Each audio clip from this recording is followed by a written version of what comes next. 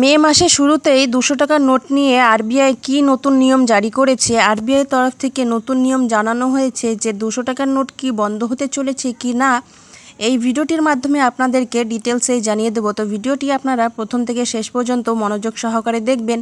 আর আমাদের চ্যানেলটিকে যদি এখনও আপনারা সাবস্ক্রাইব না করে থাকেন তো অবশ্যই সাবস্ক্রাইব করে পাশে দেওয়া বেল আইকন চিহ্নটিকে প্রেস করে রাখবেন এই ধরনের ভিডিওগুলি সবার আগে পাওয়ার জন্য।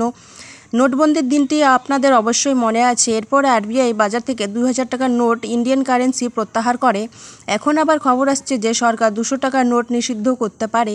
বর্তমান বাজারে সবচেয়ে বেশি প্রচলিত 500 এবং 200 টাকার নোট প্রায় সকলের পকেটেই কিন্তু এই নোটগুলি থাকা কিন্তু সাধারণ ব্যাপার হয়ে গিয়েছে, যা আপনাদের কাছেও কিন্তু রয়েছে।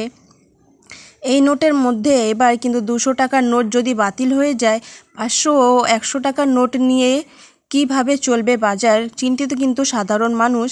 তো মোদি সরকার এই নোট নিয়ে নিষিদ্ধ করতে চলেছে কিনা, এই বিষয়ে আরবিআই কর্তৃক একটি বিজ্ঞপ্তি জারি করা হয়েছে। ভারতের রিজার্ভ ব্যাংক জানিয়েছে যে 2000 টাকা নোট নিষিদ্ধ করার পর দেশে 200 এবং 500 টাকার জাল নোটের প্রচলন দ্রুত বৃদ্ধি পাচ্ছে। আরবিআই তাই লেনদেনের সময় অতিরিক্ত সতর্কতা অবলম্বন করার জন্য কিন্তু জনগণকে সতর্ক করেছে আরবিআই তরফ থেকে।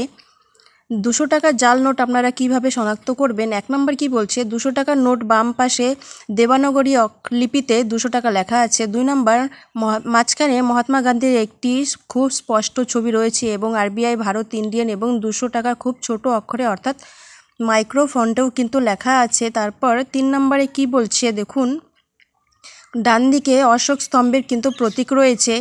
আর আপনারা এই বিষয়গুলি মাথায় রেখে কিন্তু 200 টাকার নোট যাচাই করবেন। আপনারা কিন্তু এইগুলি দেখেই কিন্তু আপনারা বুঝতে পারবেন যে এটি 200 টাকার আসল নোট কি জালি নোট। তো ভিডিওটি এই পর্যন্তই ছিল। ভিডিওটি যদি আপনাদের ভালো লেগে থাকে তো অবশ্যই ভিডিওটি লাইক করবেন, চ্যানেলটিকে সাবস্ক্রাইব করবেন এবং পাশে দেওয়া বেল আইকন চিহ্নটিকেও কিন্তু প্রেস করে রাখবেন এই ধরনের ভিডিওগুলি সর্বপ্রথম সবার আগে পাওয়ার জন্য। ধন্যবাদ।